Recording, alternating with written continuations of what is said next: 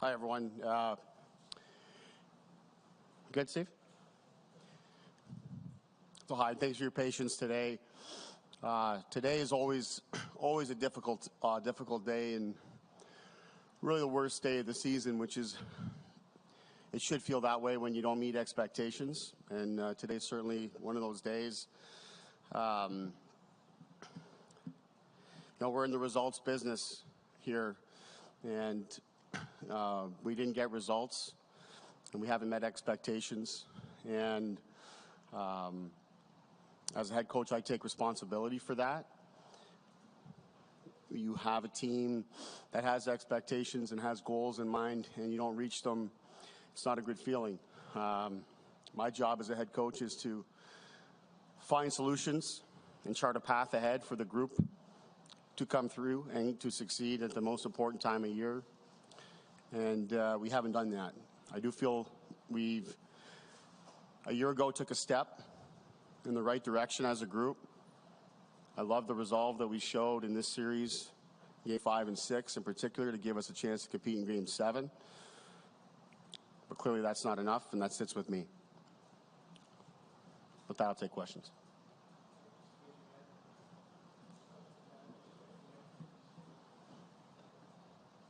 Sheldon, a bit of a different one here, but on a day like today, when it's, I presume, exit meetings with players and coaches, what is the advantage of that? Like, what do you learn? What do you glean? What's the value in all these meetings? I think each season is different, and I've gone about it different ways in different seasons. A lot of times you take the direction of the general manager on how they want to handle it. In the past, I've done it with the general manager. I've done it separately. At times I haven't done it. This season in particular, Tree gave me the option to have meetings with players. In the past, his coaches haven't. I elected to not have them today.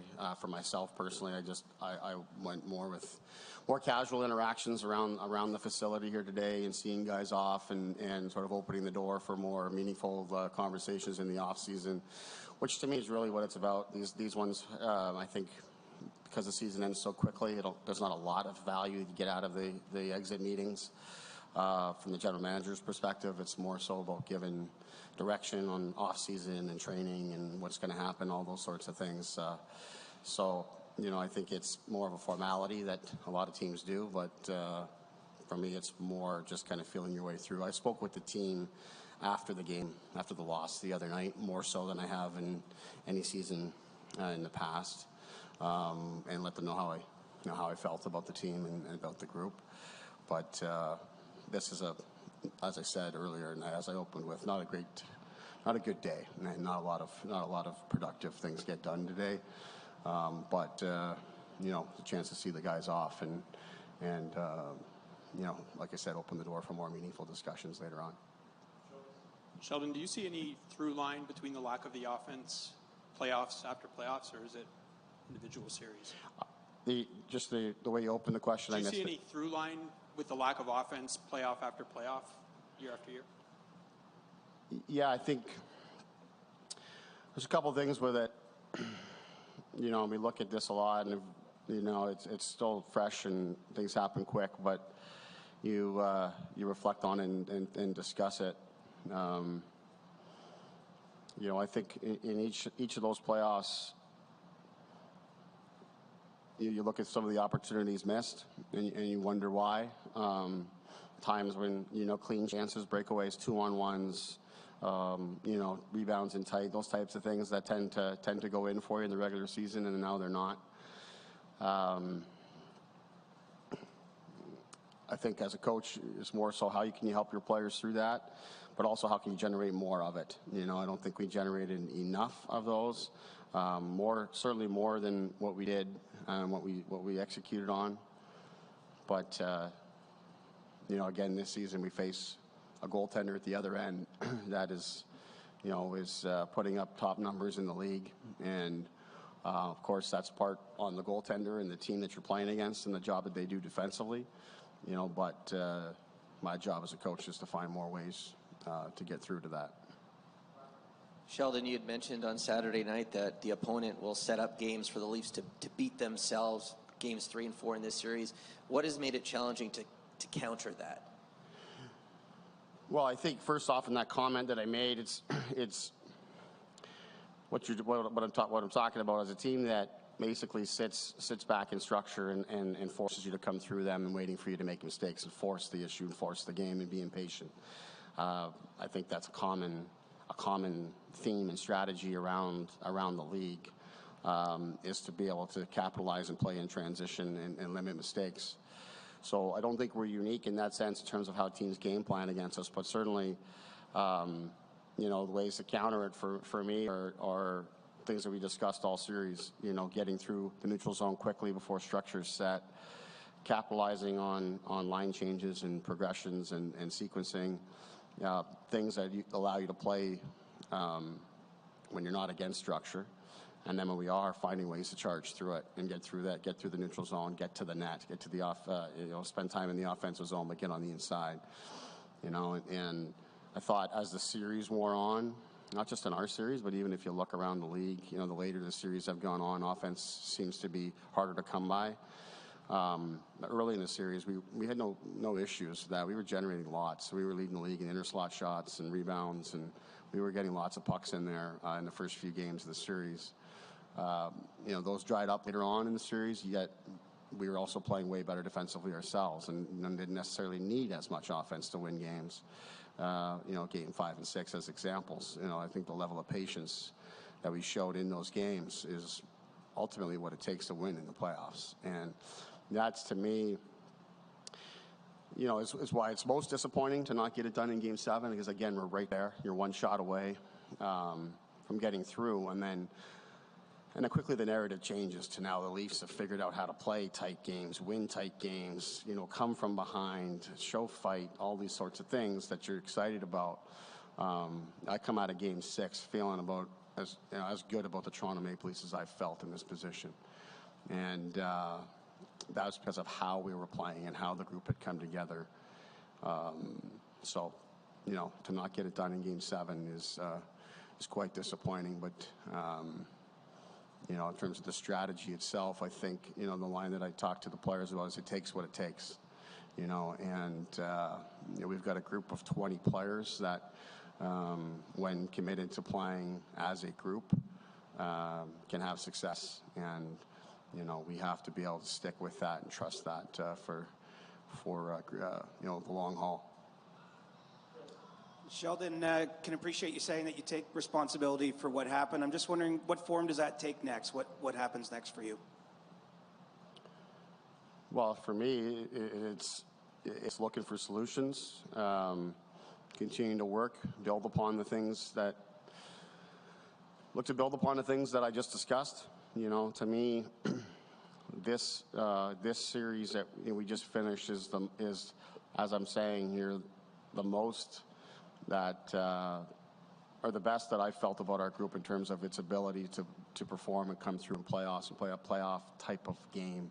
I think different parts here and there in previous years, we've done that. We obviously found a way to win a series last year, but there was a lot about our process when we won that series against Tampa that wasn't great. Where we came up big in big moments. We won overtime games. We tied games late. Special teams were good. Like lots of things like that helped us through that series. But in terms of our process and our buy-in, the physicality, the defending, the patience that we showed throughout this series, that's, to me, is the recipe. And again, it takes what it takes. And I again feel like our group took big steps in that direction, and that's something for us to build upon, while also continuing to search for solutions both at 5-on-5 and on special teams. Morgan Riley was saying how bad he feels for being on the ice for Pasternak's series-ending goal. From your perspective, where did the breakdown or breakdowns happen that led to that goal? Well, obviously, first off, I haven't spent a tremendous amount of time going through it. I have seen it, but when it's over, it doesn't do a lot of good. I'm not going to change anything here in these short days, but obviously we get their best player flying through the neutral zone, and we don't pick him up coming through. So that's a challenge. And it's a tough one because I actually thought we had done a tremendous job to the neutral zone in defending with structure through the series. Games 5 and 6 in particular, I thought was probably the best that we've been all season long in that regard. And on that one, we didn't pick it up and got a tough bounce and didn't get a save. Sheldon, given the opening remarks were strong, what is your level of expectation that you will have an opportunity to see this through next season? Sorry, Terry, I couldn't hear the end of your question. Yeah, your opening statements were quite strong about not moving on and everything, your responsibility. To what level of expectation do you have that you will get a chance to see this through next season or have another kick at it? So, I'm in the coaching business, and in the coaching business, you don't get to make decisions about your position. So for me, it's out of my control. My job is to find solutions and help direct and create a path for our team to continue to move forward, and that's my focus. I understand that ownership and management, they make those types of decisions. And as I said, I accept responsibility for not meeting results. I believe in myself greatly. I love coaching the Toronto Maple Leafs. Now more than ever, I believe in myself and our team, and that I will win and our team will win. I've been through a lot, as a coach in my career, and to get to this level, and I've won a lot, before coming here. And the path always looks different, but you'll learn along the way, and I've learned a lot through my experience, and I know I'm in a good place. That decision's out of my control. My job is to continue to work to find solutions and continue to improve as a coach, and then at the same time, take accountability for the fact that we haven't met expectations. And decisions like you're alluding to are out of my control, but I certainly would like the attention and focus to be on me as the head coach or the leader, and you got to be accountable when you don't meet expectations. Yeah, Sheldon, what, obviously the other team's goalie and penalty kill has a lot to do with it, but just the way that your power play, I think in February was clicking so well, and then it kind of started struggling to the point that 1 for 21 in the series. How perplexing was that to you, and was it an X's and O's thing, or was it an execution thing, or a combination of both? Yeah, I mean, as you mentioned, in February, I think we're number 1 in the NHL in the power play, and we're clipping along at a real high rate, which we've been. We've been for years. We've been a top power play in the league. Power play, as I had mentioned, was really good in the Tampa series a year ago and helped us in the playoffs. But otherwise, like our overall offensive game in the playoffs hasn't met expectations and hasn't delivered for us, hasn't executed. So was it perplexing? We spend a lot of time searching for answers. The fact that it has been good and has come through and has looked elite at times, obviously you go to that and you want to build trust towards that. It's difficult to do when things don't go well. As we were talking with our power play about through the series, especially as we showed the type of resolve that we did later in the series to keep our season alive, to me, that came through trust. Players trusting in the plan, going out and executing and giving absolutely everything that they have to execute that plan. And to me, that's why we were able to find our way back in the series. And I think the power play is no different. Like, the skill is there. Throughout this season, we tried different things. We moved different things around. Through the series, we moved things around and tried many different iterations to what the first unit looked like. Some of it by design, some of it because players were in and out of our lineup.